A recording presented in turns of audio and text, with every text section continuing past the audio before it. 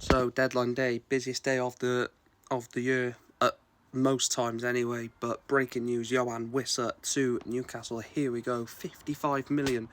This deal is worth. Obviously, Isak gone yesterday, but they've already signed Voltemada from Stuttgart. They've now got Wissa from Brentford. Now, I'm surprised that Brentford have allowed Wissa to go to Newcastle after losing Mbuemu, or Bumu, however you say it. They are linked to Maximilian Bayer from Dortmund, but apparently that deal has collapsed.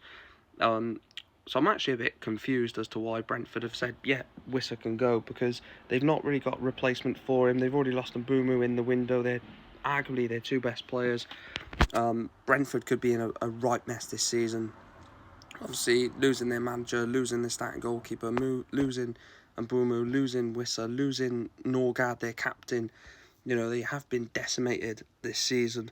But again, I think it's a really good deal. Wissa is another player that I quite like.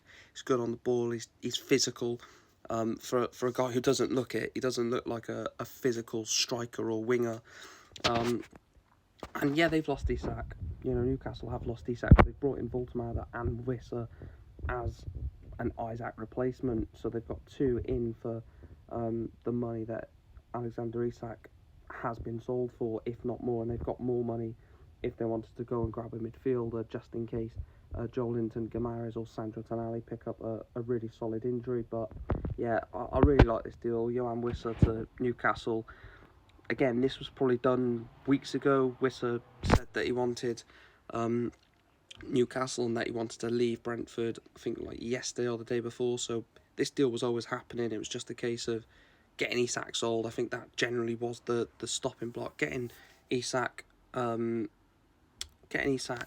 sold, and then obviously getting Wissa through the door. But that's a great signing. Let me know your thoughts, Newcastle fans.